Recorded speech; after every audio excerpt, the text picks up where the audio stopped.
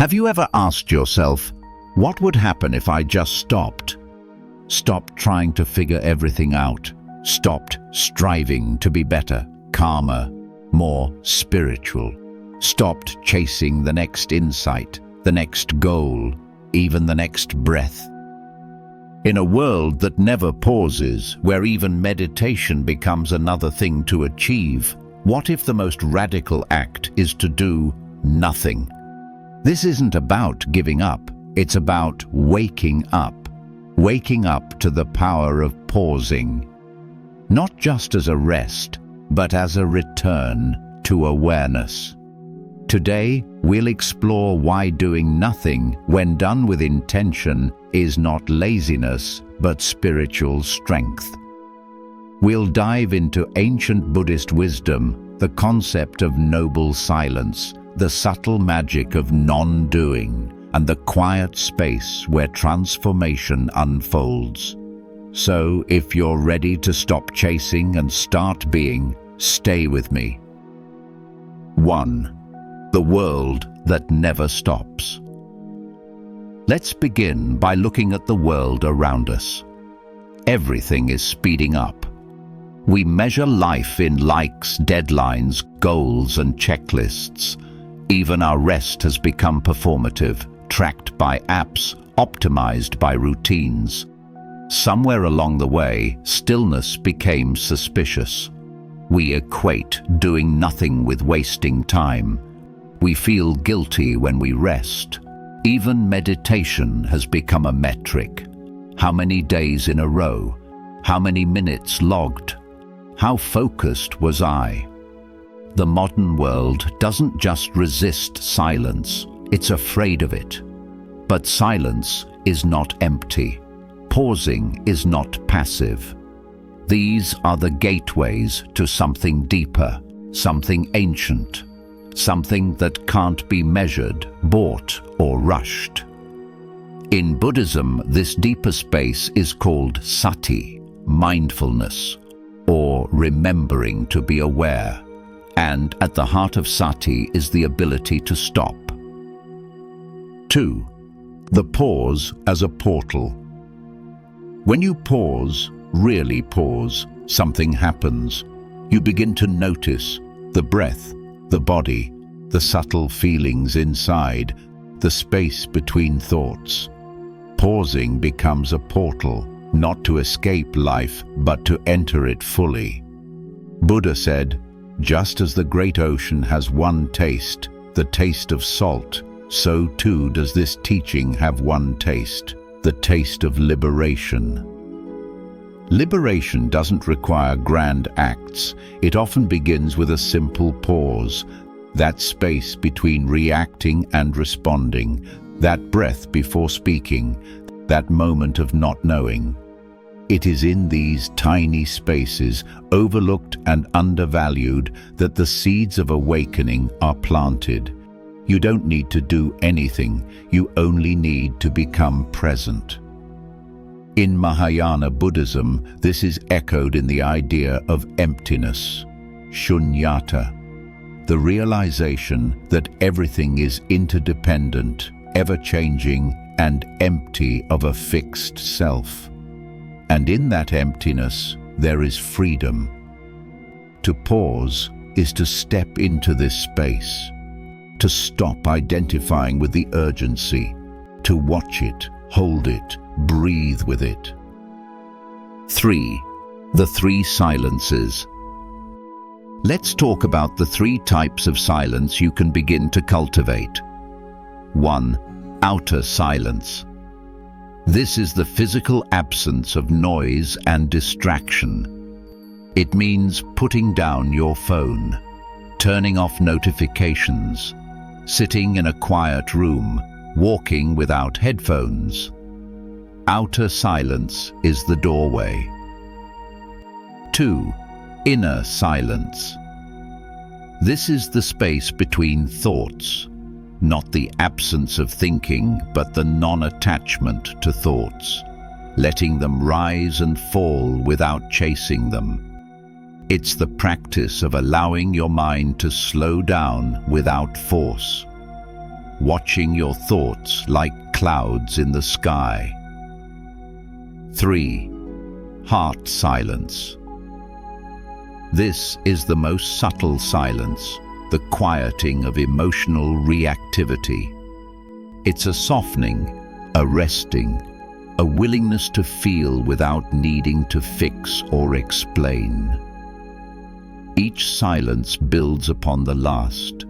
Together, they create a space where wisdom can naturally emerge.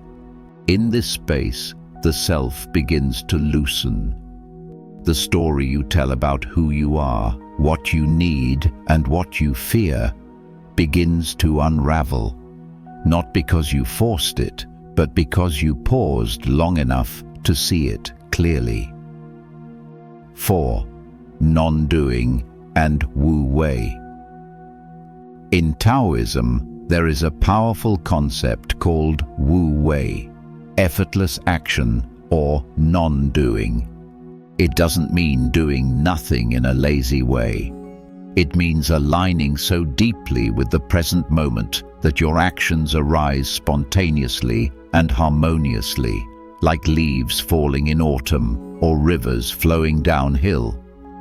In Zen Buddhism, this is mirrored in the idea of shikantaza, just sitting. No goal, no technique, just pure presence. Non-doing isn't about withdrawing from life. It's about participating in life without clinging or pushing. When you embrace non-doing, you discover that awareness itself is enough. You don't have to fix everything. You don't have to earn peace. You simply return to what is, over and over, until you realize that what is already whole. 5. The karma of constant doing. Why is pausing so difficult? Because we're conditioned to believe our value comes from effort, from productivity, from usefulness. Even on the spiritual path, this becomes a trap. Am I meditating enough? Am I letting go correctly? Am I evolving fast enough? This is what I call progress anxiety. It's spiritual ego in disguise. It keeps us busy even while we think we're resting. But here's the truth. Karma is not just about what you do. It's about the intention behind your doing. When we're always doing, we're often reacting, acting from habit, from fear, from craving. Pausing breaks the chain. It creates a gap where we can choose a new response, a new intention, a new relationship to life. That gap is the beginning of freedom. 6. Practical ways to practice pausing. So how do we actually practice pausing? Here are some simple ways to begin. 1. The sacred breath.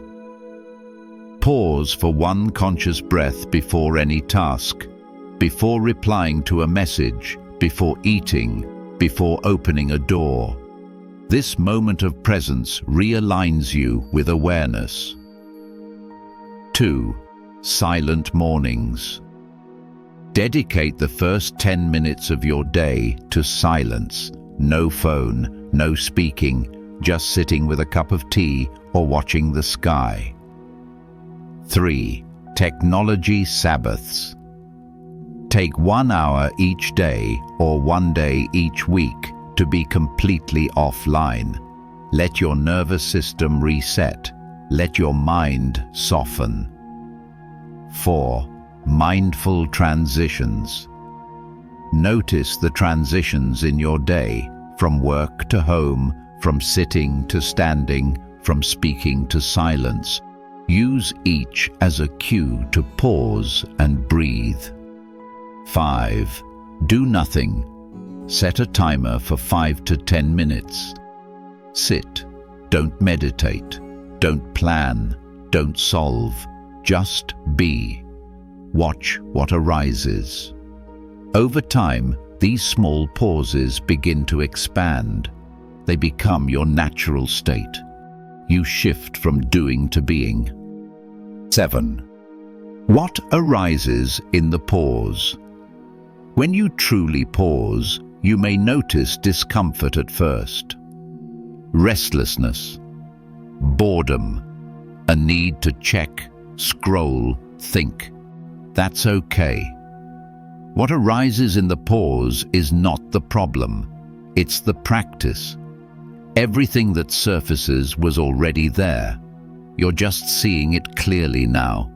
And in that clear seeing, without judgment, without analysis, something magical happens. You begin to trust life again. You begin to realize that you are not the noise. You are the space it moves through. And in that space, something timeless begins to shine through. 8. The deep rest of being. Beyond all striving, beyond all doing, there is a state of rest that is not sleep. It is called samatha, tranquility. It arises not through control, but through release. It is not the absence of thought, but the non-grasping of thought. It is spacious, open, alive. This deep rest is available to you right now. Not after you finish this video, not after you meditate more, learn more, do more, but right now. All you have to do is pause and be. You don't need to chase awakening. You don't need to force peace. You only need to pause. And in that pause, you may just find everything you've been looking for was already here, in this breath, in this stillness, right now. If this message touched something quiet within you, if it reminded you of a truth you already knew but had forgotten, then I invite you to carry this pause into the rest of your day. And if you feel someone else might need this gentle reminder too, please consider sharing this video with them. Your support helps more people discover these teachings. So, if you found value here, feel free to like, subscribe, and tap the bell icon so you won't miss the next time we pause together. Thank you for being here. Thank you for simply being.